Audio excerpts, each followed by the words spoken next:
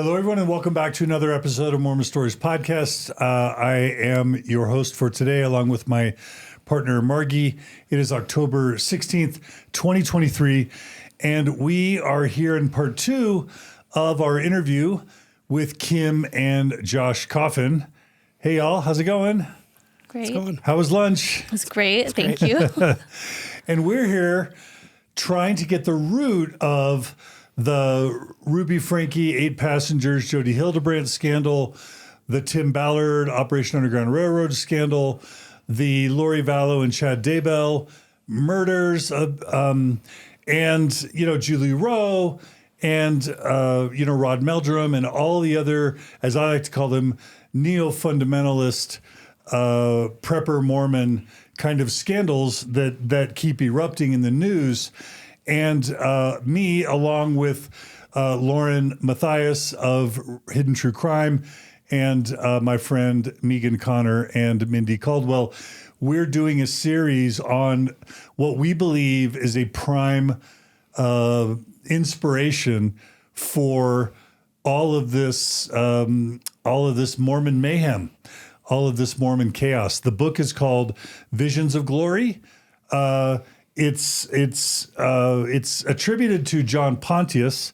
You will have already heard the episodes about this book, so I won't go into it other than to say this is a book written by a man named Tom Harrison, who's a therapist in Salt Lake City, and he doesn't use his name in the book, but we all now know who he is. This book has been the inspiration for all the people that I mentioned when Chad and Lori Daybell were confronted by police after all the murders had happened. There's a video and a photo of Chad and Lori reading this book. And once you read this book, Visions of Glory, you will see how it has inspired all of these problems and more. And so we spent a good 3 hours with Josh and Kim. For those who don't know, Kim's father was one of the leaders, co-founders, and I think still is, of the Mormon prepper internet Facebook community called Avow. Kim's maiden name is Perrette. Mm-hmm. Is that right? Am I pronouncing that right? And for those of you in the Mormon prepper world, that last name will be familiar to you. We spent a good 3 hours hearing Josh and Kim's Mormon story in terms of their upbringings, particularly Kim's prepper, super conservative Mormon upbringing, also Josh's upbringing, both of them primarily in Idaho. Josh talked a bit about some troubling experiences he had on his mission. And when we ended part one, they had just gotten married. Kim was 18. Josh was 21. And they spent a good 3 years at BYU-Idaho, good 3.5 years at BYU-Idaho as good Mormon kids pursuing their education. And all of this happens prior to the publication of this book, Visions of Glory. And the book is published in 2012. You guys graduate from BYU-Idaho when? 2014. 2014. Oh, okay. Yeah, so the book comes out while you're at BYU-Idaho. Yep. I stand corrected. So what we're going to do for this next part is we're going to talk about both Kim and Josh's experiences watching Kim's dad become friends with Chad Daybell, become a leader in the Avow / Mormon prepper movement, and then what they experienced once, Lori Vallow's kids go missing, and then eventually Chad's wife dies, and bodies start being disinterred. Kim's dad had, I want to say, a front row seat to a lot of what was going on, and was even a defender, as I understand it, of Chad. And so we just want to back up and spend the next hour or two talking about your experiences. So let's back up. You haven't graduated yet. You had this prepper upbringing, Kim, but I get a sense that things took a turn when this book came out. So let's back up. And Kim, where do you want to pick up in the story? Now we're going to be talking about visions of glory and all that. And you can correct or add to anything I said in the introduction, please. Yes. Let's pick up in college. I would even say I don't know that I saw his beliefs get more intense with the publication of that book specifically, because I think so many of the themes that are shared within that book have been shared by other people in the prepper community who claim to have had visions or dreams about the last days. I will say I did hear specifically some of those things, phrases and visions repeated within my family. And then I also read the book myself. And so it definitely had an impact on us. Is it fair to say the publication of this book was a watershed moment in sort of what I like to call neo-fundamentalist Mormon prepperism? Certainly there was talks of near-death experiences before. Certainly there's always been a group of Mormons that have been fascinated with end times. But I just remember, whether it's with Julie Rowe, again, Chad and Lori, Denver Snuffer movement, which really, Denver Snuffer ends up getting excommunicated in 2013. It seems like 2012 was a kind of a watershed year. So anyway, where do you guys want to start this part of the story? Well, I think when you got a copy of the book in college, right? And you read that and it kind of resonated with the other things you had heard. Can you talk about when you first heard about the book and how you heard about it? And I don't have a really clear recollection of exactly when I received it, or you didn't hear about it through your parents. Well, there were a lot of books. So there were always books that were being handed to me, like, you should read this and you should read that. And what were they about? it was always similar, those dreams and visions that people were publishing. And that was from a variety of different authors. So Roger K. Young put out quite a few books about different end days types of visions, dreams. And he was the founder of Avow, right? The original founder. What does Avow stand for? Another voice of warning. Okay. And let's see. So his whole garage, your father's entire garage was filled with shelves of books, right? There were several. So my father runs A Voice of Warning, which is an online forum. It's behind a paywall. It's a paid membership forum where people join and they can chat about all things preparedness and LDS topics, and they chat about everything. It's a paid membership site, and there's around 15 to 20,000 members from what we know. And when you were a member, we were members in college as well. We joined and we had access to the forums, and there were a lot of products that were pushed through the forums, a lot of books, a lot of authors that your dad recommended and sold their books in that forum. And when someone would have joined Avow, why would, just for someone who's new, maybe they didn't hear the first episode, what type of person would join Avow, and why would they join? I definitely think it's going to be someone with that prepper mindset that's looking for additional resources and guidance on what they should be buying, how they should be preparing. Maybe they've come into contact with, there's a manual that my father had published, an LDS preparedness manual. It is not authorized by the church, but it does use the word LDS. But he calls it an LDS preparedness manual. He sells it as an author. I think he says it's compiled by him. Compiled and edited by him. Yeah. And that is something he sells on the site as well. So I think anyone who's LDS in the prepper space will hear about, it's also very politicized, right? So if you're a right-wing conservative, you'll hear about Another Voice of Warning as a site where you can go complain about Democrats. You can post all kinds of different things about politics and whoever's in office at the time. And then a lot of like preparedness things related to the LDS church about finances and food storage and ammunition, and there's a lot of other things too. Yeah. Would it be fair to say that it's anti-Biden and pro-Trump, generally speaking, the forum? His best years were during Obama, right? Yes, whenever anti-Biden, anti-Obama. Yeah, so during the 8 years of Biden or Obama were some of his best years. His membership always declines. His membership typically declines when we have a more liberal or Democratic president, and then, his membership goes up during those years and then declines during a conservative president. I think he has a Facebook group also, or Facebook page that gets a lot of traction, where he shares some interesting memes. So, a lot of times they're have like racist undertones, or they're homophobic, or they're anti-government, anti-LGBTQ. His Facebook profile gets shut down on the regular. So he has multiple ones that he will switch back and forth so that he can run that page. But I think that also is bringing people into the paid membership. And we haven't really talked about Denver Snuffer, but Denver Snuffer precedes at least one of Denver Snuffer's books precedes Visions of Glory, and his excommunication would have happened a year after.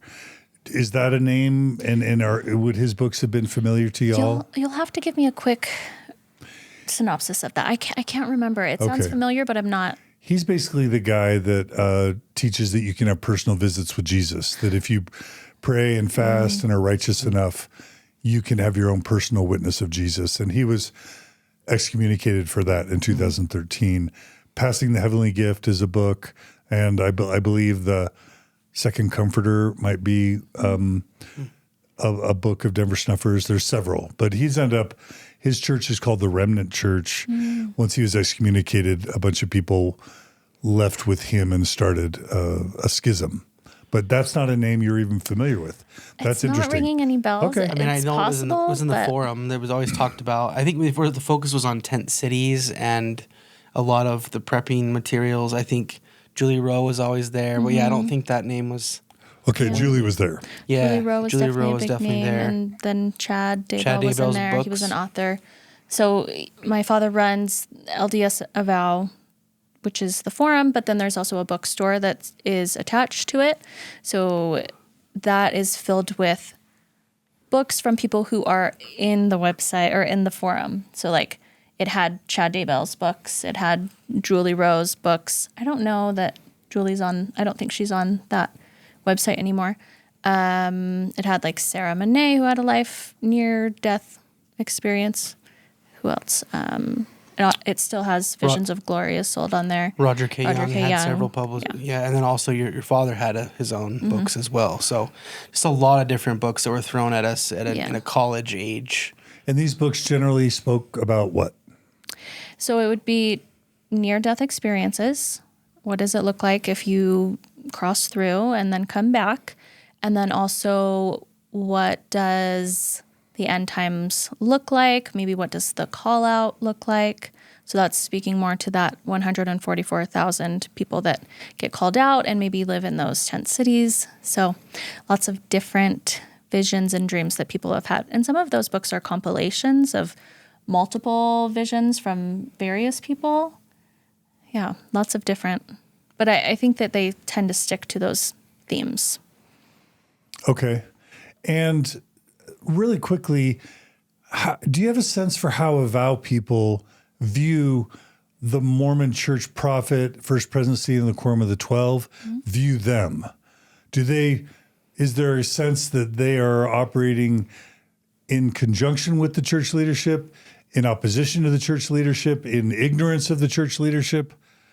I think most of the people on that forum are in good standing with the church, but believe that maybe there are some things that are being kept from the general population because it's being saved for the select few or people who have a higher understanding of righteousness. I think a lot of the people within that forum are good people who are seeking like further knowledge. I think one of the problems is that once you get in there and you start reading all of these dreams and visions, if you have any OCD-like mental health issues, it can get very problematic because you can start running with these ideas, if that makes sense. A lot of theories are shared, a lot of conspiracy theories. A lot of conspiracy A lot theories. of politics are shared, a lot of anti-government. But they are generally in good standing with the church. A lot of them were, they believed in the church, they believed in the prophet. They felt that they were doing good things by trying to get others to prep. It wasn't so exclusive that no one else could join. I mean, the whole goal was to get others to join. They wanted to grow the forum, encourage others to buy prepping supplies and to really take the last days seriously. And so, I mean, we were young college students and we would come across associates of your father that would encourage us. And at 21, 22, who's putting food storage in their pantry in college. So, but yeah, I would say most people were in good standing, and they thought that they were furthering their own knowledge and doing something that the general public just wasn't aware of yet. But I wonder if they felt like they were ahead of the brethren. That In the some brethren ways. were out of step, that the brethren were old and unaware or clueless, or even that the church was a little bit in apostasy, maybe? It really depends on the specific people, because I think a lot of them were fully devout to the leadership of the church. And then there were some of them that I would see that felt as though maybe the leadership had gone astray. I don't think that specific idea was something that my father allowed to be talked about very much. I think if that did come up, he was quick to shut that down. I could be wrong on that, but from what I saw when we were on there, most of the things they discussed had to be generally approved by the church, outside of the idea of visions and dreams, which is odd because a lot of the prophets have come out and said that a person who has a dream or a vision or a spiritual experience like that, that's something that they should keep to themselves. And if they ever are to share that information, it should only be done with the general authority or the presiding authority of the church at that time, giving them permission first. So it's interesting to me that there is that contradiction within that group. I'm not really sure how to make sense of that. Yeah, like I mentioned this last time, and I'll mention it every time. Like the church has been so vigilant and punishing to progressive Mormons, to doubting Mormons, to liberal Mormons, so many excommunications, so much policing and threats. They could be the same way with these prepper Mormons. Do y'all have theories as to why they've gotten a pass when the church could have just as easily cracked down on your dad, on all these other people? Like, I don't even know if Chad Daybell or Lori Vallow to this day have been excommunicated. We don't know. But there certainly hasn't been the vigilance and the punishments towards preppers as towards liberals and doubters and progressives. Any ideas on why? I think so too. If you look at the church's history in politics, right, with the Prop 8 in California and the things that they have publicly and politically fought, they tend to be a right group. The church tends to be right-leaning. And so these preppers fall into if the church fosters a culture that's friendly to the right-wing side and allows them to share their ideas in a safer way. They don't fear retribution because they're Republicans and they're right-wing and they're doing what they need to do for their families. I think the politics always align that way too. Yeah, but I think you make a great point that it isn't treated fairly, the two different groups on either side. You have the spectrum and you have two on either side. And I don't know why the prepper community hasn't had more policing. And because they haven't had as much, I feel like that furthers their belief that they're doing what's right. Or even when they are policed, sometimes they think that's another sign that they are taught they will be opposed. Their beliefs will be different than the general population. Like that's something they speak about a lot, even within Visions of Glory, that there will be backlash and there will be people pushing back saying that you're wrong. And that really is the wheats being sorted from the tares, right? So the wheat and the tares applies to members in sort of the prepper community. Definitely. That like less faithful members, Mormon church members, are the tares. Yes. And the wheat are the elect, the 144,000, the people who will be called out, or basically the faithful preppers. Yeah, the tares would be the not as strong believers, right? And the wheat would be the good. Did I say that wrong? Yeah, that was right. Oh, okay. Okay. Yeah, and it even says in Visions of Glory, it does talk about that specifically, that he's speaking, let's see, after all of the calamities have happened and people are getting call-outs, he says, like, it isn't everyone in the Mormon church that's getting called out. It's like the elect. He gets this special red ticket where he's invited to general conference and he gets to see Jesus speaking and he's translated because of this, but only is he allowed to have that experience? He's only allowed to have that experience because he was so righteous. They lived a higher law within the church. So it's almost like there's a sect within Mormonism of like, we take it further. We have more rules for ourselves. We know more. We have more visions, more understanding. Okay. And I wouldn't say that's the case with 100% of the people in that forum, but I do think people who stay there for a while, their beliefs tend to get more intense. It is peer pressure within the forum, right? I mean, there's definitely fear-mongering. Yeah. Okay. So I'm guessing you've never heard of the name Tom Harrison before. I hadn't heard of it before you posted about it, no. Okay. Yeah, because I think there have probably been people who've known or suspected for years, but it's been kept really quiet. And Tom Harrison you will have already heard about this, viewers and listeners. If you we're going to be releasing the episodes we're recording tomorrow before we release this probably, but he's been an active faithful member, from the time he published the book till now.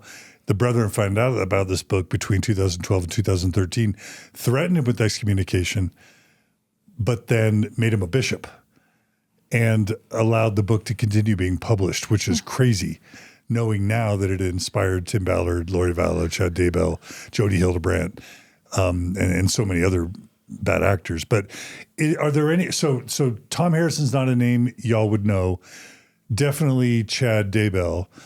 Any other people we should be asking? I was just going to say, let's start talking about your first memories of Chad Daybell and how it all interacted. But are there any other big name players we should be talking about as you're telling your story that are big names in the community that, like Tim Ballard, like Rod Meldrum, like others? I would say I don't have a recollection of a lot of the big players in that space. When I would log on to Avow, I was more like doing my own research on what specifically do I need to be preparing. And I was less interested in the dreams and visions because they can be very unsettling. So that isn't something I spent. Like graphic, right? Yeah. Violent, sexual. Yes. And I have very bad anxiety. That was one of the things that would just send me spiraling. I don't know what your experience was. You nodded when I said Rod Meldrum. Yeah, I remember seeing the names together when they would speak together at the expo firm. So there was a couple of them where you can see Tim Ballard's name next to Meldrum, to Chad Daybell, sort of speaking at the same events where their books are being cycled, their ideas are being What about shared. Julie Rowe? Julie Rowe was also part of that. So they're going to the same speaking conferences. And Jody Hildebrandt too, at least at some point. At some point, later. And so it's all in the same circle. They all have their own theories, their own visions, and it's, once you're in there in the forums, it's very influential because people are sharing excerpts from these different books. And I think there was a point where your dad, what he published, didn't he get in trouble for taking too much from the LDS Church and trying to pass it off as his own? Or I know that he received at least one letter, if not several letters, from Salt Lake City with concerns about the book that he had published. And it was about his near-death experiences? His book is a compilation of different dreams and visions from other people. I think it might have his as well. It's been years since I've read that, so I might not be up to speed on that. I mean, the church is in a pickle. The Mormon church is in a pickle because the Book of Mormon starts out. It's not just Nephi having visions. Lehi's having visions. Like Joseph Smith was having visions. His mom was a visionary. Like his dad was a visionary. Like the church can't shut down and denounce visions because and I think the Mormon scriptures encourage, and maybe even the Bible, encourage you to seek your own witness and to get your own visions. And like the way Mormon epistemology works, you're encouraged to get your own testimony. And Mormonism was founded on the idea of spiritual gifts. We believe in, the article of faith. We believe in the gift of tongues, prophecy, revelation, visions, healing, and the interpretation of tongues, etc. Now that sounds more Pentecostal than it does Mormonism, but how can the Mormon church ever walk away from visions when it's right there in the articles of faith? Sorry, I'm rambling. No, that's exactly spot on. I mean, I feel like personal revelation, it's like At what extent are your visions more important than mine? And who's right? And who's writing about it? Who's published their visions? Who hasn't? It's all very he said, she said, and at what point are these visions just too many of the, of these conspiracies or these really kind of cult-like leaders that are kind of peddling these ideas? And when it gets tricky too, because you have had prophets say, first off, you shouldn't be sharing these. This is something that is just for you. This is personal revelation. It's not meant for the general population. But then in addition to that, you also have, which prophet was it that said, let's see, he said that every dream that people have or vision that people have of the end times would be different, and no one would have the exact same dream or vision, and there would be discrepancies. And so you have all of these people having all of these different visions and dreams, and that lines up with what he says. But then also, I thought we weren't supposed to be sharing them because they're private. Yeah, and those who know anything about this book, Visions of Glory, will know that in the very first couple chapters, like in the introduction, Tom Harrison claims that he shared his visions with an apostle. We now know it's Neal A. Maxwell, who was the apostle he shared the visions with. And Neal A. Maxwell tells, according to Tom Harrison, tells him that's a true vision, but don't try and interpret it. According to Tom Harrison, Neal A. Maxwell tells him someone will come along later to help you interpret your dream. And then Tom Harrison interprets that as John Pontius, who then becomes the scribe.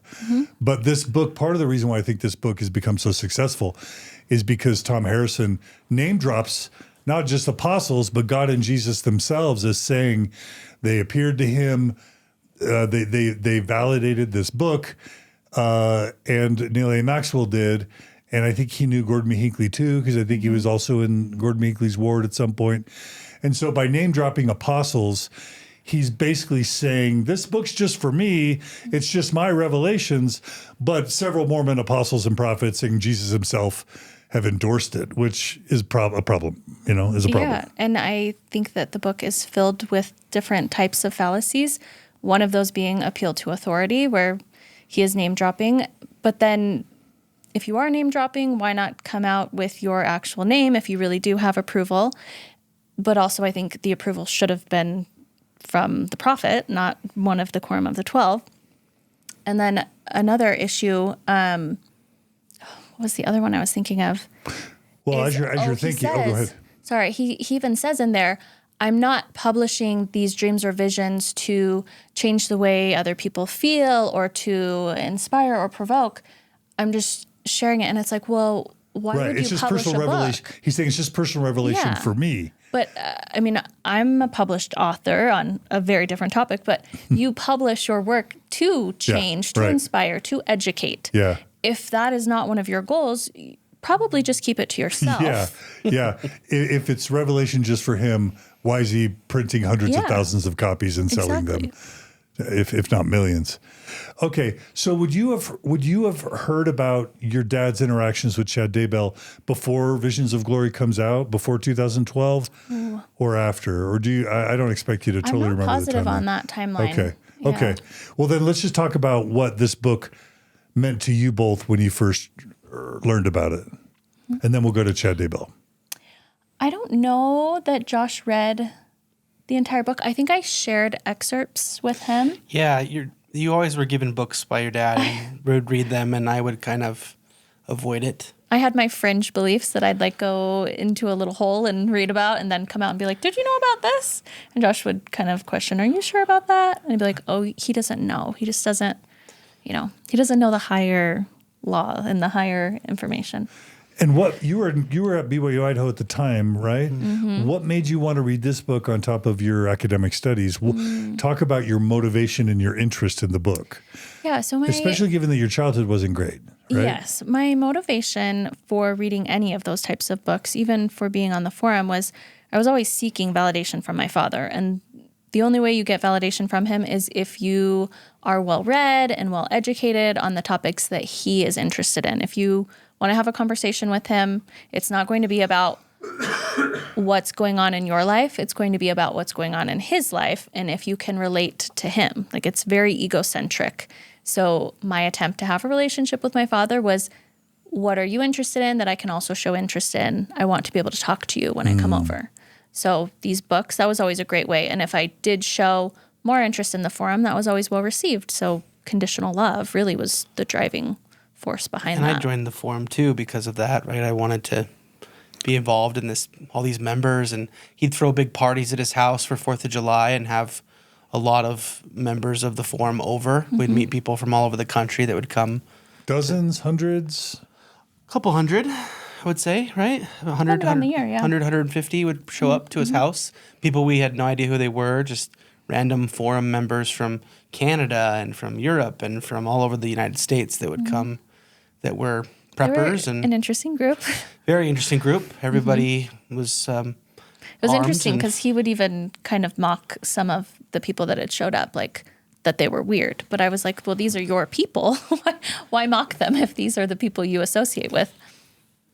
And at the height of Avow, how many members do you think of the forum? 15,000 was the top, and I think that was during COVID years. Yeah. I know during COVID when there was a lot of speculation and some ideas that we don't necessarily agree with, he had a huge influx of people that were scared. And so they came there seeking more information and comfort and guide us on what we should do. Is this the virus that everyone has been talking about? Oh, the one you talked about last time. Yes. Okay. So, yeah, like one of the end vision, like one of the end calamities in the book. Yeah. There's a virus, right? And so Also, there was an earthquake Yeah. that knocked part of Angel Moroni's trumpet off the Salt Lake Temple, and Julie Road prophesied about that earthquake or whatever. Yep. Yeah, so the virus, so COVID really was a catalyst to some of those theories, right, in 2020, and it grew to be a larger because of those theories. And Yeah. Okay, so going back to 2012, 13, you're reading the book largely to please your dad, but maybe you also have some of those beliefs. What'd you think of Visions of Glory? It's very unsettling. It's interesting that the author says in there that he withheld a lot of the information because he didn't want to cause fear or panic or incite riots. And yet what's in there is very graphic and it's unsettling. So as a person with OCD who tends to like fixate on an idea and then having anxiety, it was a lot. And I would get scared.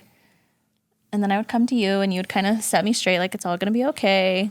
yeah, it was always kind of like, this feels very conspiracy theory. This feels very sort of culty, and I just don't know if we should be, we have a young family or we're in college. Like, is this our primary concern right now? Like, it's hard when you're enmeshed with your family and you're trying to get validation from a narcissistic father who has a following. It's hard because you're trying to make your dad proud, but we're in the middle of our degrees. We're trying to move our family. We had our oldest kid the senior year. It's hard because you're trying to make your family proud, but you're also trying to make your own new family. So enmeshment has always been a struggle. And reading that was always pretty brutal. Okay. And so what takeaways did you have from reading Visions of Glory? Did it affect you at all? I don't know if it was Visions of Glory specifically or even just being on the forum more, but we did start buying more food storage. We did buy like 72-hour backpacks and kits. And we spoke in the last episode, we had this inflatable tub water container. Yeah. It was like this, think Ziploc bag that's made to sit in the tub and hold water, because some of the visions were that there wouldn't be clean drinking water accessible. So if anything were to happen, you should go fill that up immediately. And there were definitely times that when we'd see things on TV, I'd be like, is it time? Do we need to get it out? Also, ammunition, guns, right? I collected guns. You bought several guns so that we could be prepared. Yep, to make your dad happy. And lots of food and water storage, also like first aid kits and all kinds of, and also things that could be traded, right? Things that could be like feminine products and just, he always Like you said, alcohol and cigarettes. Alcohol and cigarettes for when the addicts need it, when the world's over. And you can trade and barter for the alcoholics and get more food and things for your family. So I lugged, how many times did we move? 8 to 10 times, all those different internships. And I would lug all of that food storage from location to location. Like, it was just part of our life. Like, all of these bins and bins and bins of, and we would get food storage for Christmas from grandparents. It wasn't just your father; it was his father. Yeah, his father. Just we would get Merry Christmas or Happy Birthday, and it would be a huge thing of food storage. Here's butter. Not his in a mom can. though. Yeah. I'm not his mother. No, she was like, She was not in on this. That, so. Okay, so you started preparing. You talked last time about like what's it like to be bringing kids into the world when you're also starting to believe that the world's about to end any day. Tom Harrison says in Visions of Glory, the second coming comes during his lifetime because he has visions of being in Salt Lake, like at church headquarters, because he's buds with the Quorum of the 15. He's got his briefcase, and all of a sudden the earthquake happens and the fault line splits and Salt Lake floods, and Tom Harrison sees his own participation in Armageddon. I don't know what to call it, Armageddon. Like, so I mean, what's it like to be having a young family when you're also entertaining these ideas that the world as you know it is about to end, and you're likely to be swallowed up in flooding and earthquakes? It was very frightening to read that book along with other visions and dreams, because at this point I'm questioning, like, is it worth bringing kids into this? Is this an experience that I really want to be alive for? Because it sounds pretty terrible. It sounds like The Walking Dead minus the zombies. like I don't know that I want to be part of this. It's pretty intense. Well, you have to reconcile that with what the brethren are telling you, and that's to multiply and replenish, and that it's you're never going to have enough money, or it's never going to be the right time to have a kid, but just have a kid anyway. Like, you just need to have a kid. And so you go against all logical thought about, let's just have kids. And we were kids having kids. Kim was 21, I was 24 when we had our first child. Your brain's not developed till you're 25. Or 6. Yeah, or 26, right? And so we were children having children because that's just part of the culture, and very acceptable. But we also feared the end times. I mean, the brethren talk about end times all the time in their talks, and we're to fear the second coming. And so it is weird. It's kind of weird to have a child in the midst of all of this fear of the end of the world. It doesn't make sense. Well, even within mainstream Mormonism, we're taught that we're the chosen generation and that the second coming will happen during our lifetime. So that's not even a fringe belief. Like, that is completely validated from the mainstream Mormon church. It's the Church of Jesus Christ of Latter-day Saints for a reason, Yes. right? Yeah. But how long are the latter days is the question. No, we just had Bible scholar Dan McClellan on, and he said that Christians have been expecting Jesus to return ever since Jesus died, and including the immediate apostles of Jesus. He says Revelation was written for the people still alive during the time Jesus died. The Revelation was never written for us now. That's what Bible scholar Dan McClellan says. So this idea of like, it's any day now, it should be viewed as a joke. Yes. But instead, every new generation every new Mormon generation sees themselves as Saturday's warrior, as the chosen elect saved for the last day to usher in the millennium. I bought it when I was, 18. Yeah. I believed it, Yeah, fear-mongering sells, right? It works. It makes us think that it's coming. And it doesn't just sell, because I would guess it also provides meaning and purpose and energy and identity and community and all the things we lack that religion is supposed to provide, right? Great point. Yeah, and I think so many people find value in their skills too, even within that Avow group. There's a wide variety of skills that people have, and you come into this group and suddenly you're valued for, well, I'm great at sewing, so I will be a great help in the end times when we need to make clothing or sew a wound or, whatever that may be, what skill you have, how is that going to help everyone in the end times? So you really do have that sense of community that you're creating and sense of purpose. So, yeah. So when do you remember Chad Daybell, his name or his person showing up on the scene? I I remember the books, right? We saw the books, and then your dad would talk And about his books were about near-death experiences, right? Like, didn't he publish Julie his Rose book- books? And he had did, his own books on near-death He experiences? has his own publishing company. I think it's Cedar Fort Publishing.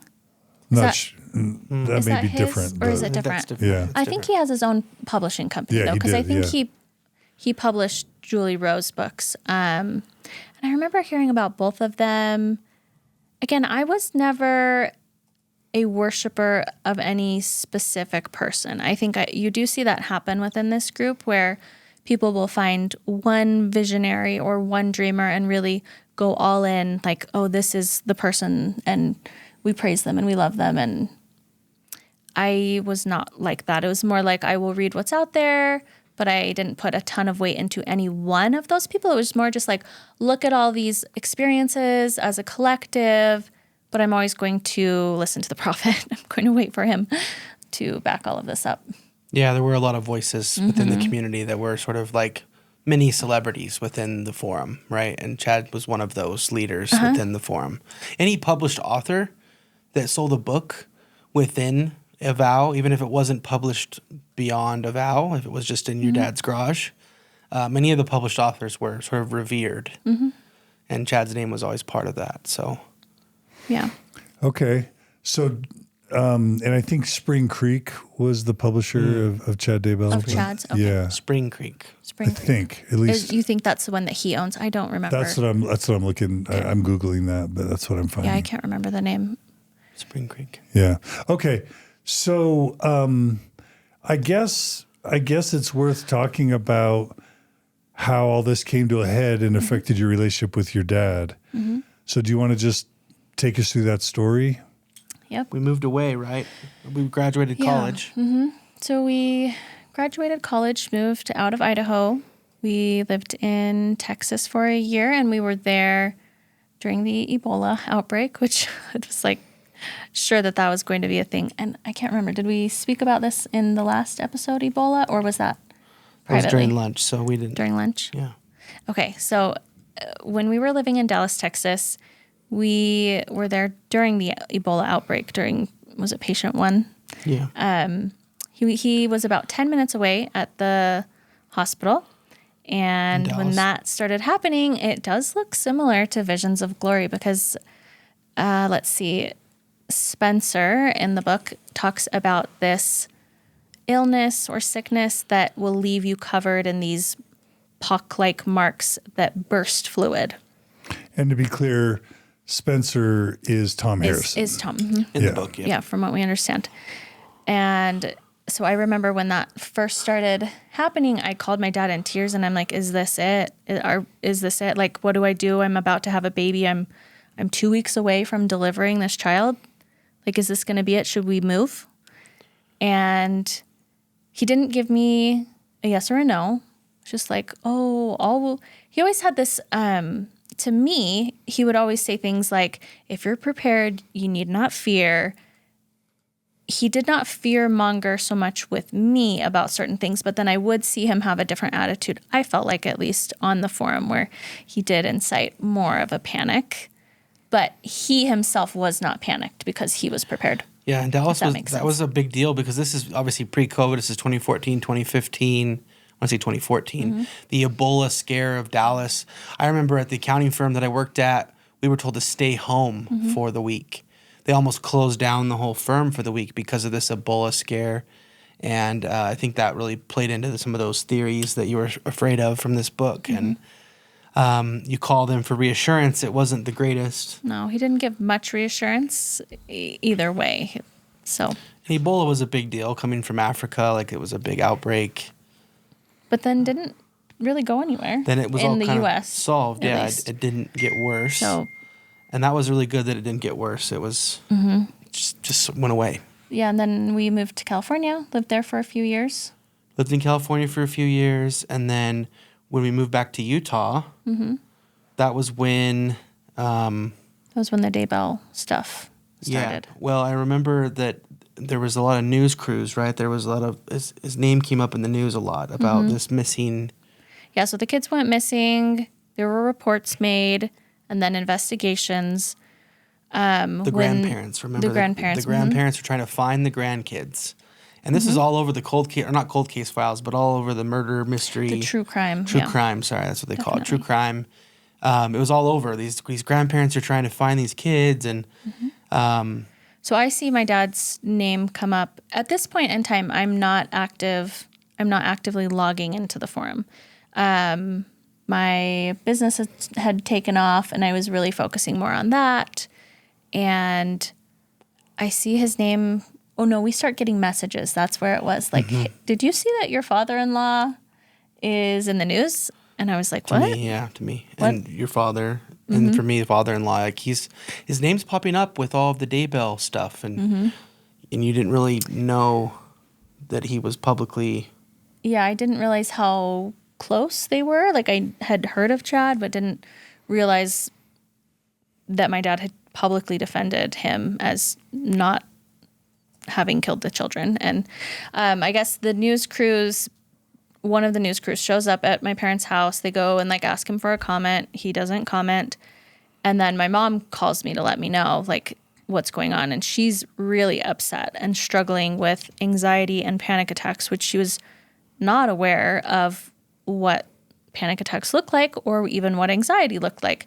And so I told her, I was like, hey, like what you're dealing with is anxiety, and this is really hard. It can make you feel terrible. You need to see a therapist or a doctor and maybe try out sertraline. I was like, a lot of people in your family are on this specific medication, and it's worked pretty well for them. It's interesting to me that she wasn't aware of that, and yet her kids were struggling so much with anxiety. Like, it's very painful.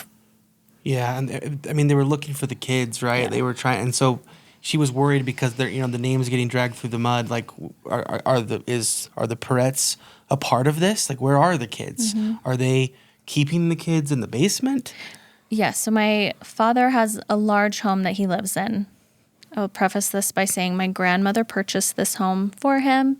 He was then later given it or purchased it at a very discounted rate. So people thought that the children must be in the basement of his home because they couldn't logically find any other place that they would be. And he went on to Avow and publicly defended Chad after Chad and Lori came over to their house and spoke with my father and my mother. They spoke for about an hour about what was going on.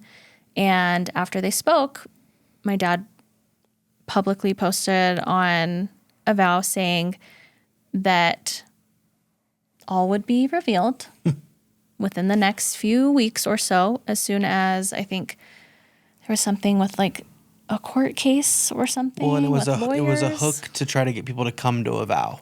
Like, all will be revealed on Avow. So subscribe now to our membership forum. And you'll get the scoop on what's going on. The Daybells because I've spoken with him personally. I don't know was that this before Tammy had died? This was after Tammy died, and then the grandparents were looking for the children. Okay. And then they were off in Hawaii, right? I believe that. And then they went off to Hawaii after they spoke, and then that's when the news broke that the bodies were found. And your dad had publicly defended Chad, and also like not only in the news but in the forums.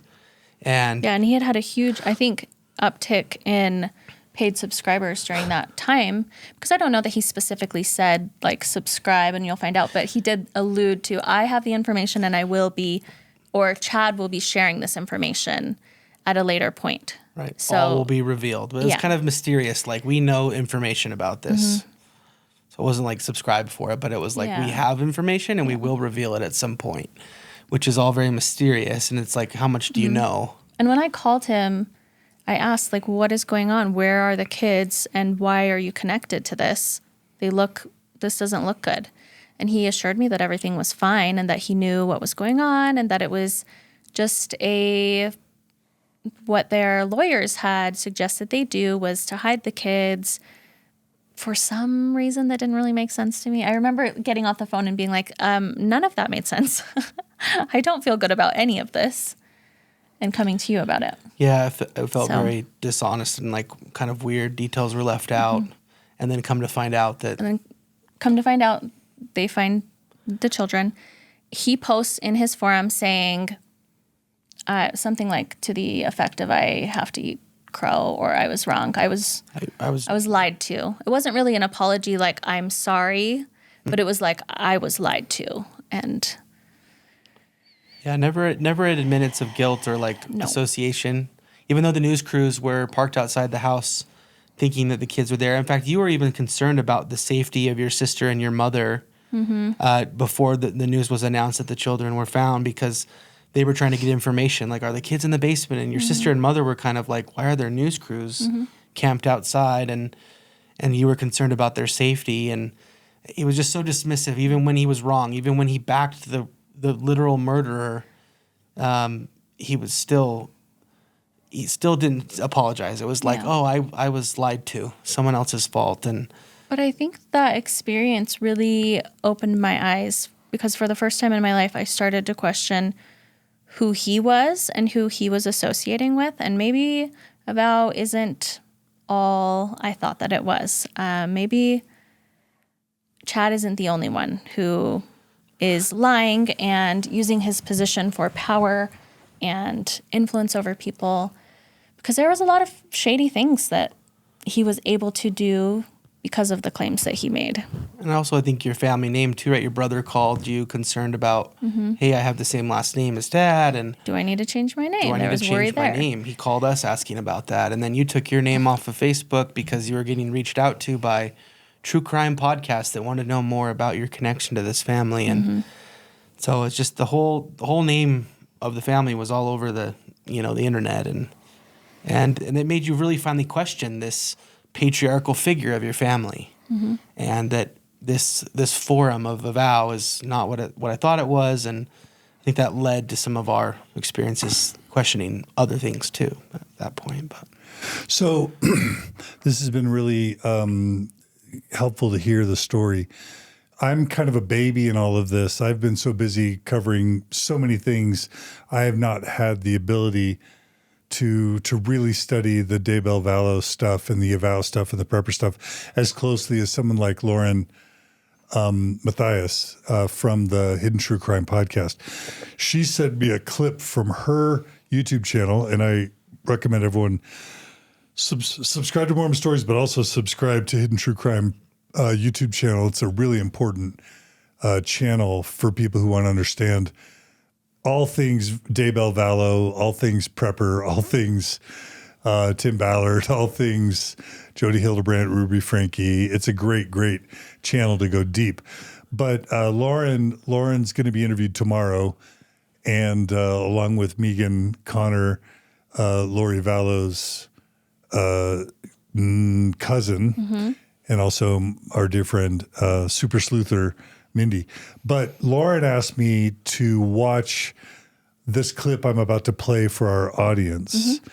And I'm going to have you watch it with me, and then I'm going to have y'all respond to it when it's over. Is that okay? That's great.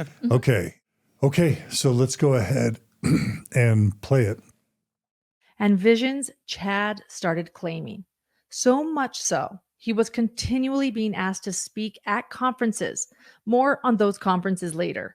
And he was being asked to participate on a prepper website called Avow, or Another Voice of Warning. Avow focused on preparing for future calamity and chaos that the last days would bring, and it's listed by the Southern Poverty Law Center as an anti-government extremist organization. It was started by a man named Roger K. Young, who sold it to his friend, Christopher Perrett in East Idaho. Both Young and Perrett would share personal visions and conspiracy theories on the website, which included how members of Avow would help members of the LDS Church survive against invaders of other countries in the American West.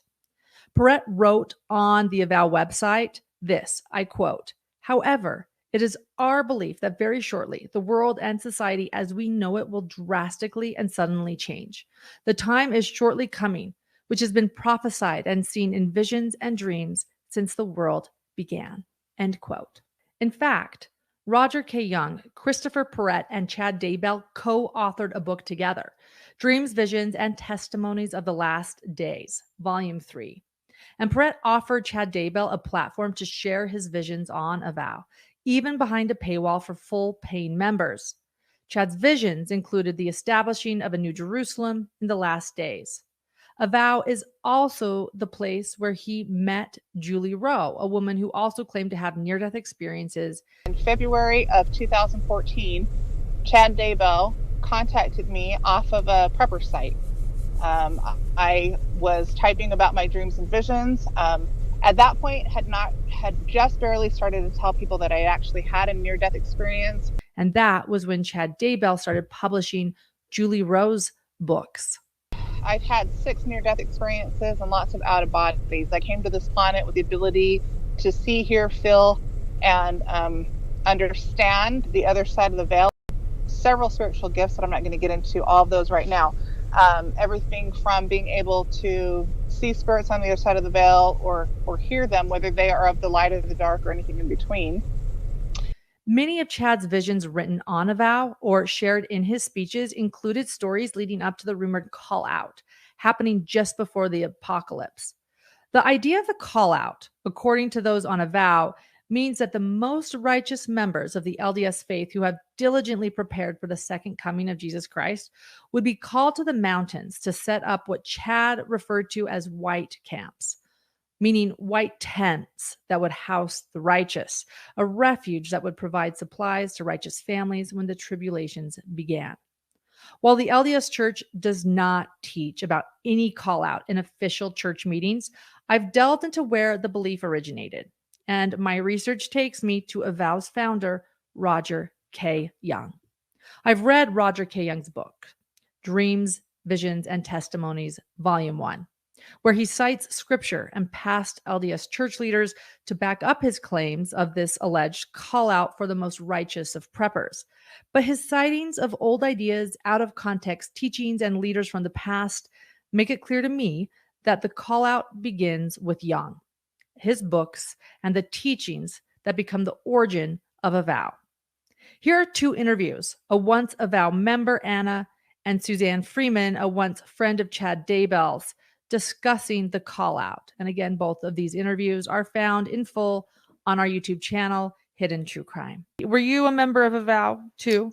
Short time. I was on there and it's just pettiness. One person posted, "I can't wait for the call out." And I'm rolling my eyes. I'm like, "Are you serious? You really think the call out's going to be that great? Living in a tent, hardly having any running water, people fighting over their food storage." I just didn't. That is interesting. So someone said they couldn't wait, almost as if they were prepared and felt special, maybe. I think that's what it was. I think they felt they were more special because they were more prepared, that their eyes were open. They're open to spirituality and they're open to being prepared. And so when the call out happens, they're going to listen to the prophet. It's some private belief that they had, but they didn't share it with, their bishop and their, Relief Society president and people in their ward. That was something that was like, I can get online and I can talk to all my buddies on PTC or on Avow and I can share what I really believe and my dreams and my visions, but I'm not going to share this with people in my ward. Chad would sell his books through Avow. Chad would promote Christopher and Avow and give Avow credibility. And so Christopher, he's got 10,000 people who are on Avow and he's making, 40, 50 a year. This is quite lucrative for both of them, right? Mm-hmm. Right. And then it's lucrative for Julie because, she's promoted on Avow, she's promoted by Chad, and she promotes Chad and she promotes Avow. Chad has some of his own spiritual gifts. He is also visionary. I don't say this in a bragging way, but my gifts are more extensive than his. Back to Chad's visions, commonly shared on Avow. They included end-of-times doomsday scenarios, eerily similar to the supposedly fictional characters in his earlier apocalyptic novels that were being read by Lori Vallow. The Celestial City, Volume 2, covers from when they leave the mountains to when they travel to Missouri to establish New Jerusalem. And the 3rd volume is the one that covers a greater period of time where New Jerusalem is built, the 10 tribes return, and the New Jerusalem temple is completed. The 4th volume, The Keys of the Kingdom, begins about 3 years before the second coming. And that's where you meet some other characters, some evil villains who, in the final volume, which just came out, covers those last 4 months before the second coming and actually stretches into the millennium.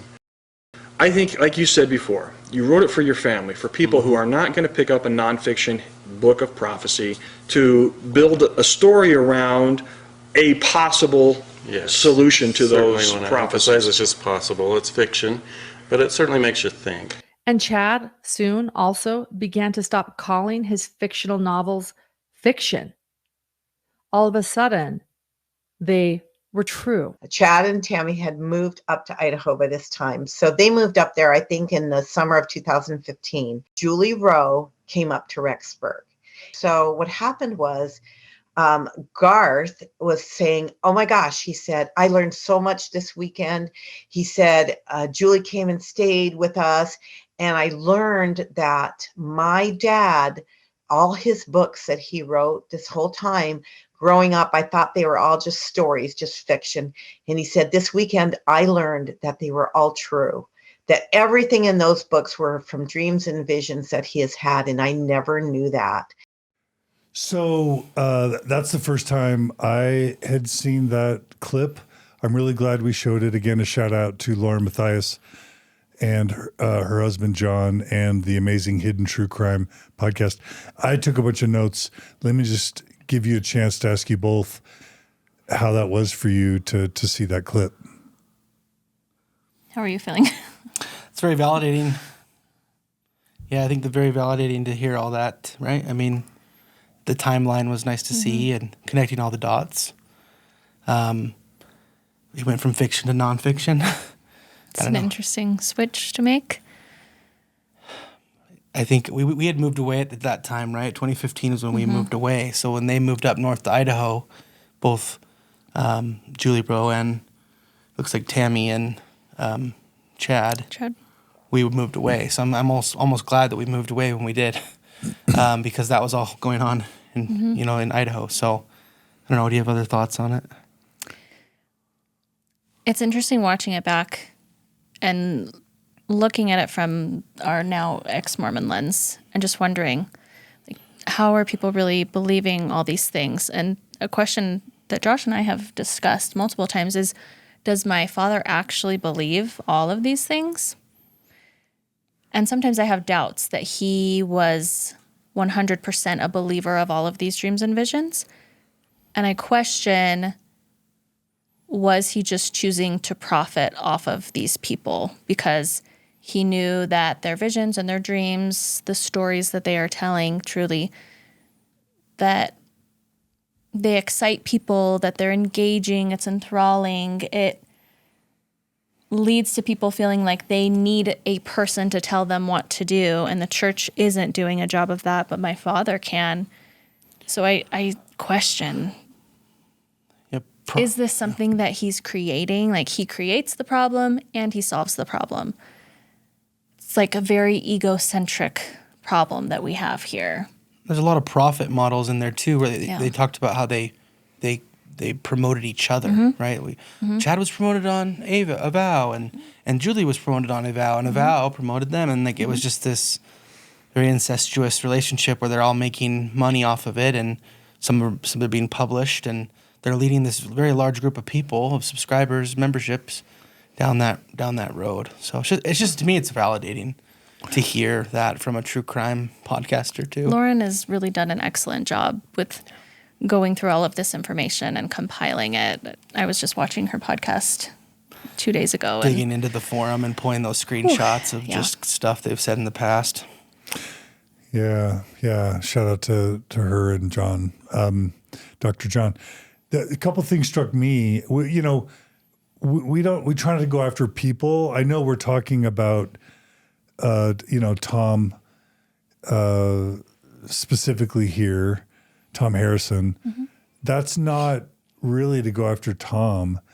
It's really to hold the Mormon Church accountable for allowing Tom, for promoting Tom when it found out he had written this book, making him bishop, and then allowing this book to be perpetuated to the point where Chad's wife's dead, Lori's kids are dead, Lori's ex-husband or two are dead. Lori's brother's dead. You know, all the people that spent all these fortunes on prepper stuff, loss of life savings in many instances, families torn apart, not to mention Tim Ballard and OUR and all that fraud, and not to put all that on, and Jody Hildebrandt and the Ruby Frankie stuff, not to put all that on Tom Harrison at all. But what do all of them have in common other than their Mormonism? It's their associations with Tom Harrison and their teachings and beliefs in things found in this book and then in the broader prepper community. So just like even though it would seem we're going after Tom Harrison, we're not. We're going after the system of Mormonism and the Mormon church that enabled this. We're going after those decisions. We're also not going after your dad. And we haven't even mentioned his name up until this point. We've mentioned your maiden name, but we haven't mentioned his name. Now, the Hidden True Crime podcast did name him. That's fine. I mean, but what struck me, I took some notes, is that, you know, there's a question about culpability and there's a question about your dad's culpability. And I don't want to be too harsh or ham-fisted here, but he co-authors a book with Chad Daybell. He's enabling Chad to share Chad's visions on Avow for money. So he's making money off of Chad's stories. He's making money off of Chad's visions. He's making money off of all this prepper craziness. He's promoting Julie Rowe, who was the author that Chad Daybell was sponsoring and supporting. He along with this Roger guy, the founder, Roger Young. Roger K. Young. They're the ones originating this call out 144,000 and perpetuating it. White, I couldn't help but laugh at the irony of these things being called white camps. I know it's named after the tents. But probably the people too. I don't know. Probably aren't a lot of people of color at these white camps. Nope. In Idaho, of all places. Yeah. But encouraging this idea of sort of Mormon prepper exceptionalism, and then all the events that people were monetizing. And I guess it just sort of. There's two questions. How culpable is your dad in all this? And I don't even expect to have an answer. I'm certainly not trying to get you to condemn your dad. But those questions come up in my mind. How culpable is Avow? But even more importantly, I'll come back to it. How culpable is the Mormon church for knowing about all this? The events were public. The podcasts were public. The YouTube channels were public. The books were sold in public. The Mormon, I don't love to swear, but the Mormon church could have shut all this shit down. They didn't. They haven't. And they were aware of it. And they were absolutely aware of it. 100%. Including Tom Harrison being allowed to have his book continue being publishing and being promoted as bishop. Where's the prophet, seer, and revelator? Where's the gift of discernment in that? So I guess that's just a long way of saying, do you have thoughts on culpability? Don't even answer that because I'm not trying to get you to denounce your dad. It's okay. It is definitely a topic that Josh and I have discussed privately, trying to determine, is there guilt in being associated with these people? Is there guilt with You wanted to change your name, right? Yeah, with bringing Chad onto this platform and giving him all access to all of these people and promoting him. I mean, I think that there is a level of guilt there. It also falls on the Mormon Church. I mean, the Mormon Church is aware of these fringe groups, and I don't think that they have done enough to shut it down. Although I would also say if they did try to shut it down, I know that some of the people within these groups would still keep doing what they're doing because they have been taught to believe that mainstream Mormonism may at some point, some of the people within mainstream Mormonism will turn on them. Yeah, it's very victim mentality, right? But if you look at the dominoes here, like one domino falls, and if you don't, you have to cut off the dominoes at some point, and the church never did that.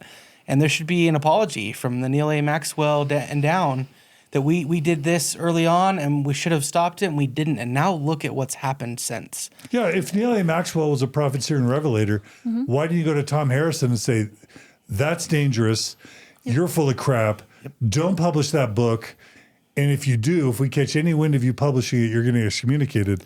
Now, Maxwell did tell him to keep it to himself, and so in that sense, I guess we can cut Neil A. Maxwell a little bit of slack.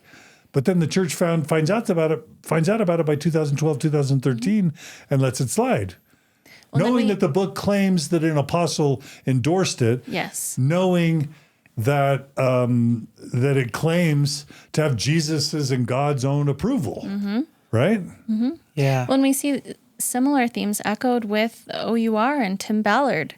And why was nothing like the idea of if these men, these general authorities, the Quorum of the 12. M. Russell Ballard. If they have the gift of discernment and they're being led by the prophet and they're so close to the prophet, why wouldn't they have known about Tim Ballard's true intentions or Chad's true intentions or any of these things? And by the way, Jody Hildebrandt would tell people she regularly communicated with the top leaders at church headquarters. Yes. So, and I don't think she's lying. I think go ahead. From what I understand, that was not a lie. She was very much endorsed by many people. A lot of money sent her way, a lot of clients. There's like a template that's almost like, if you go back to Joseph too, it's like this complex of worshiping a man and how he, like, there's been some comparisons of Tim Ballard to Joseph and like what he did to women and how he coerced them and the things he did to groom them. And then you do the same thing with the dominoes here with Chad Daybell and it's, there's just no culpability. They don't admit that they're wrong. There's no apologies. But there is not the excommunications on the right side that you see on the left. Why aren't we seeing some of these cult right leaders being told they're excommunicated for what they're doing? Happy to go after the left, happy to go after the progressives, but not the right. Yeah, as far as I know, Sam Young or Natasha Helfer me or Jeremy Runnels, none of us have done things that have led to murders yet that I know of. Great point. Like Sam Young was just trying to protect children from sexual abuse. Natasha was trying to promote healthy sexuality. I was trying to promote same-sex, marriage and honesty in church history. And Kate Kelly, and Ordained Women was just all about helping women not suffer at the hands of the patriarchy. All excommunicated. And I'm sure I'm forgetting a lot of other important Jeremy people. Runnels with the CES letter, just being honest about church history. Right. Yeah. Right? But I think the difference is you have these two outlying groups on our Mormon spectrum. One, your side is leading people out of Mormonism. Sometimes it keeps people in. But on that fundamentalist side, it's keeping people in. Like, people might die, but they're staying in the church. It's a great theory. So maybe it's not as big of a problem if we have these insane beliefs. As long as they're paying tithing, as long as they're, as long as they're staying in the setting up church. chairs, as long as they're accepting their callings, Yeah. going to the temple, then the church is like, all right, what's most important, which is the numbers and the money and the devotion, we'll let it all slide. Yeah. But that's dark, right? I would think really that is. that's true, that there's more ex-Mormons from the left side of history of progressive Mormonism than there is on the right, because there's always room for them on the right. It's actually a bizarre thing that funnels from the left out. But it's also worth challenging that idea, because as I understand it, when Russell M. Nelson came out in support of masks and in support of the vaccine, people on the right, Mormon right, started losing their faith. And when Deborah Stuffer was excommunicated, people on the right lost their faith. And, anytime the church speaks out against racism, I think it risks losing people on the right. And then with this Tim Ballard thing, if Tim Ballard ends up splitting from the church, I think he's going to take a lot of people with him. So, I mean, I think they might be short-sighted with regards to their own best interest, because as they let Avow and all this prepper stuff grow, I think they're just potentially nurturing a bigger schism and defection later. I don't know. Yeah, I mean, how often does the church publicly denounce somebody? It's pretty rare, right? I think like that's when that happened to Tim Ballard. It was like, Well, they did it to me and Sam. Sure, it's a select group, and those two were great, but then it got worse pretty quick. But so having that done publicly was quite a shock for a lot of people, But even then, people didn't want to believe it. They felt like it was a rogue PR rep that didn't have the church's approval. They questioned the news source, and people were like, "No." Even the governor had to get up. Governor Cox had to get up and say, "No, I've heard from all the local news stations, ABC, CBS, like all NBC." He had to defend that this was real. That the statement was real, and even now, it's still not confirmed that Tim Ballard was ever excommunicated. Right. So why didn't the church issue a statement against Tim Ballard and say, yeah, we excommunicated the dude? They're intentionally leaving it ambiguous, probably out of being terrified that the prepper, fundy, right-winged Mormonism groups are they're going to lose them. Well, your dad's hero, Glenn Beck, he had to delete his tweets, right? Because he tweeted in support of Tim Ballard and against the church. Against the church. Yeah. And I was like, whoa, Glenn Beck from the right, like out of right field. And then all of a sudden he deleted them, rescinded his comments, but that was too late. We all saw the screenshots and so he backtracked very quickly. So he probably got a call from someone big at the church. Like it's weird to see the right wing side scramble a bit. It's unusual. Yeah, the things are going to get crazy, I think. I think there's going to be like, okay, Chad and Lori. Oh, but then Jody Hildebrandt. And now, and now Tim Ballard. Like, there's going to be more of this. Yeah. I mean, if the church doesn't shut this down, it's going to have even more blood on its hands, I think. Right? I also think this isn't going to stop. No, sure.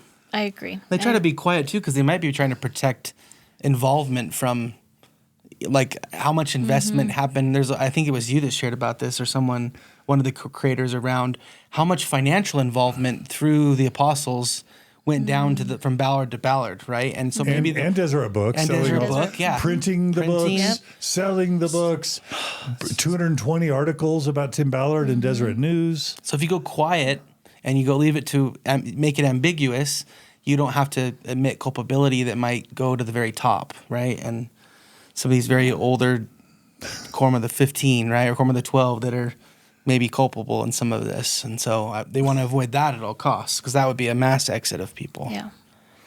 Yeah, I remember Lauren feeling so frustrated that Uchtdorf at some point goes to Rexburg. You guys are nodding. What happened? Oh, no, go ahead. Uchtdorf, I was listening. We just lived in Rexburg, so we're interested. Rexburg was where a lot of these, were they preparing at people conferences? What were they called? I'm not positive. What just as called prepper conferences. Like in, I think, the downtown Rexburg, like the tabernacle, 5,000 people I hear, like all preppers. This is downtown Rexburg kind of stuff.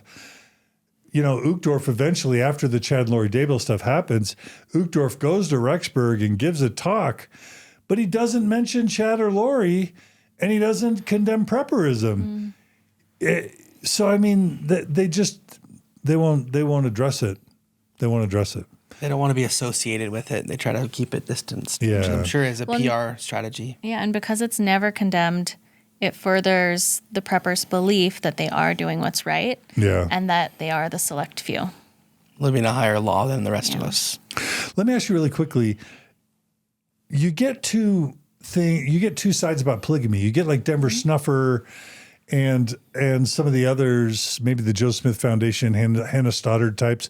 By the way, we haven't mentioned the Joe Smith Foundation, Hannah Stoddard people, but you get a group of people who are saying Joseph Smith never practiced polygamy at all. There was no peepstone in the hat. They're kind of denying the factual history.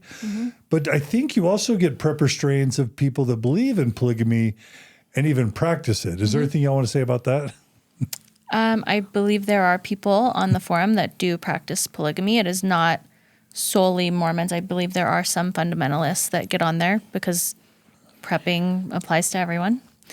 My father definitely believes in polygamy and had some questionable.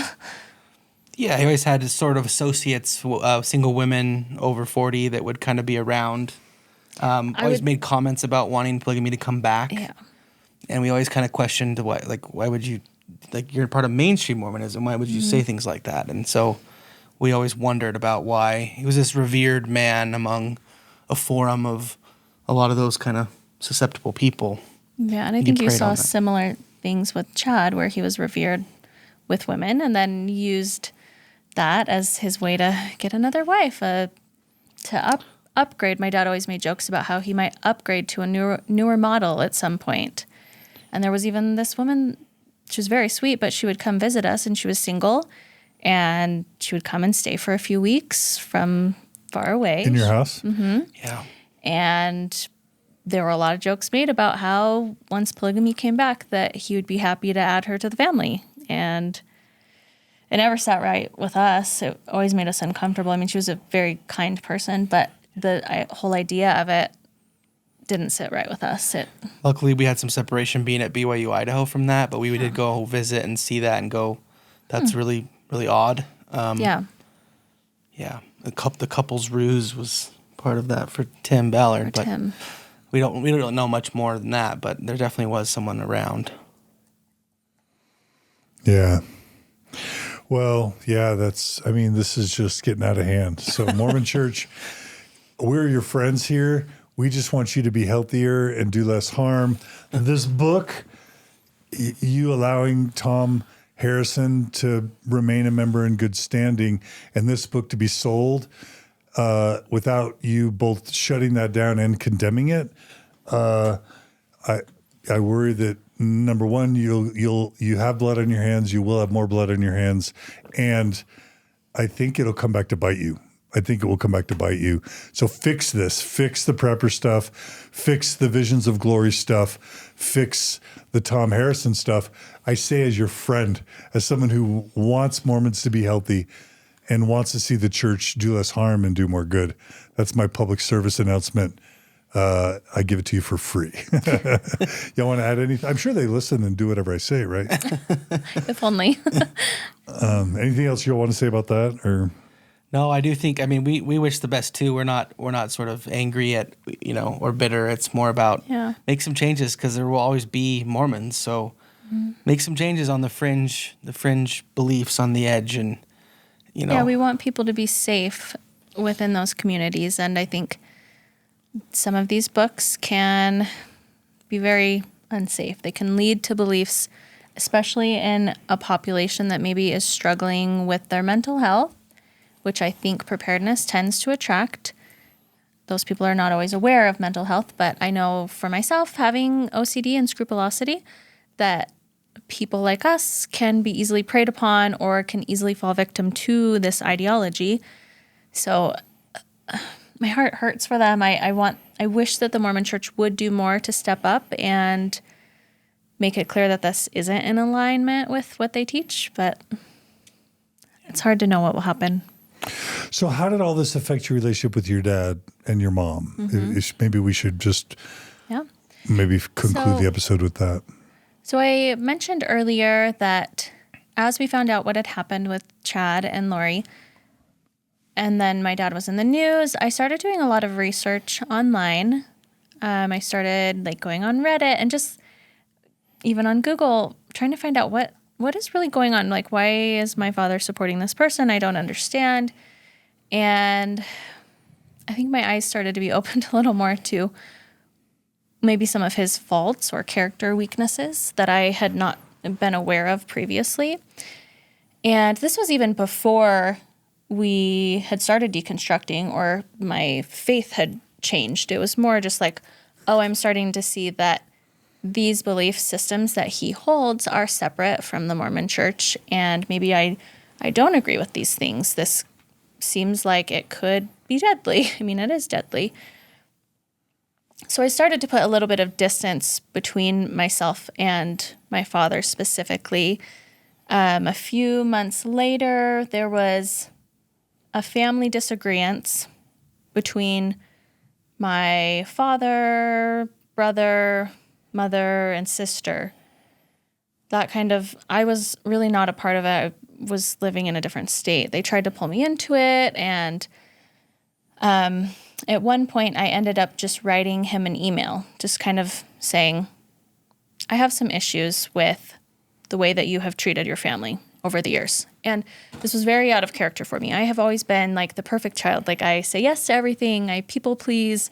I will make everyone happy. I will cook and bake until everyone's fed. And like my role has always been the peacemaker, take care of everyone. So for me to stand up to my father was so very out of character for me. And yeah, I felt like he had hurt my mother, sister, and brother so much that I was like, I think it's time for maybe me to stand up and say, you really are hurting the people in your life. Can you please stop doing this? And so I sent an email stating some of my grievances. Here are some of the things I am struggling with that you have done that have been hurtful. That was not well received by my family. Going against my father is not something that my family supports. And he did not respond to that.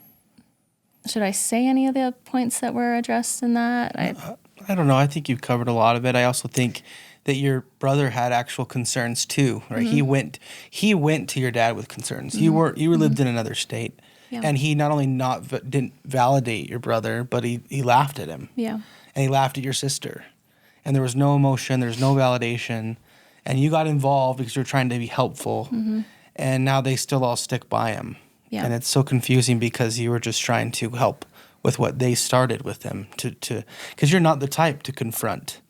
And their response was all silence. It really wasn't a validation or even a... My mother responded. It was very gaslighty. And at that point, I started to realize, you know what, maybe it is time to put a little bit of distance between me and my family of origin and do some therapy and start working on ourselves. And let's just have a little bit of distance because this whole Chad and Lori thing really kind of rocked my world to see my father, who very much claims to have the gift of discernment among other gifts, be duped by someone that was so close to him, that was a business partner in my mind, someone that he had published a book with. And so I decided to take a step back, and taking that step back really was what opened up the doors for us to have the space to start looking into the church, I think. It's all before we ever deconstructed it all. Yeah. Which is kind of crazy to think about. Wow, okay. Yeah, so you've been effectively estranged from your parents for 4 years now, is that right? I think that's about right. I think it was 3.5. What was it, it November 4? that I... 3.5 to 4. I think it's been 4. a long time. Yeah. And we'll get to that, I think, in the final episode where we talk about the deconstruction, healing, and growth. Yep. We'll get Margie back for that one. But, I can't imagine. My parents aren't perfect. I'm not perfect. My parents aren't perfect. But I'm still in contact with them. I guess things would have to be really bad for someone to be happy about or healthy from complete separation from their parents. How is it for you? And you're spot on. Things would have to be very bad for you to feel better about not being in communication with your family. And is that the case for you? Yeah. I'm happy for your health, but that makes me sad.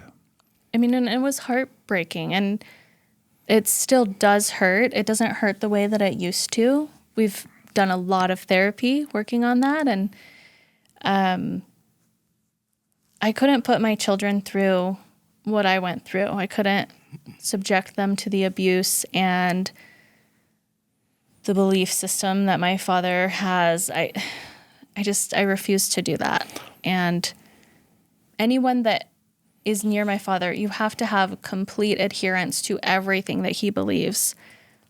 It's very much my way or the highway. So that's hard.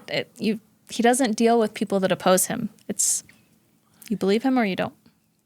Yeah, and as a father of daughters, I'm not doing it. I also have boundaries too, right? I mean, I respect her boundaries with their own family, but there's just certain boundaries we have to put in place for the safety of our own family. And, yeah. Well, we hope this mess gets cleaned up. It's not your job or even our job to clean it up, but we're doing our best to bring light and visibility to it. Your coming on the podcast means a lot, especially as the daughter of one of the leaders of this movement and someone who is personal friends with one of the alleged murderers. So for both of you, and because of your own family sensitivities, I just want to thank both of you, Kim and Josh, so much for your willingness to speak publicly about something so important, but also so hard. Thank you for having us on. We really appreciate it. Yeah. All right. Well, that concludes part 2, but don't go away. Their favorite part, Kim and Josh's favorite part, and Margie's favorite part is still to come, which is kind of the healing and growth after all this hard stuff happens. So that's going to be part 3. Tell us really quickly about your YouTube channel. So it's Sweet Red Poppy. It's a crafting and sewing DIY channel on YouTube. We're on Pinterest, Instagram, Facebook, TikTok. We have online courses, ebooks, free files for crafting, PDF patterns for sewing. It's all content around education to learn how to use a Cricut machine, a sewing machine, serger machine, quilting. Any sort of craft tech. What in the fetch is a Cricut machine? It is a electronic smart cutting machine. For vinyl. So think vinyl, like if you had a vinyl decal on your car, it would cut something like that. It cuts all kinds of material, so paper. It's like a jigsaw? Zzz. It's similar? just a little blade, and it's managed by a software, so it cuts perfectly. Okay. So you don't have user error, basically. Looks beautiful. Or fingers. Or fingers. Cut. Yeah. They're actually based User here. error. South Jordan is where they're based as Yeah. a headquarters. But if you walk into like a Michael's or a Joanne, you'll see those Cricut machines are these big, shiny things that cut. It's crafting tech, as they refer to it. None of this is endorsed or sponsored by any of these people. Of course not. And yeah, so support their channel, subscribe to Mormon Stories Podcast. I want to give a personal thanks to all the donors, monthly donors that make Mormon Stories Podcast possible. Thank you. We also lose 5 to 10 to 15 recurring donors every month, just because people move on or lose interest or fall on financial hard times. So if you value today's content, if you want to see more of it continue in the future, please go to mormonstories.org, click on the donate button, become a monthly donor, and help us remain sustainable. We appreciate it. All right. Don't go away. Come right back for part 3 of our interview with Kim Perrett and Josh and Kim Coffin. And we're going to be talking about their healing and growth after neo-fundamentalist Mormonism. Thanks, guys. Thank you. Thank you, everyone. See you for part 3 in just a second. Take care.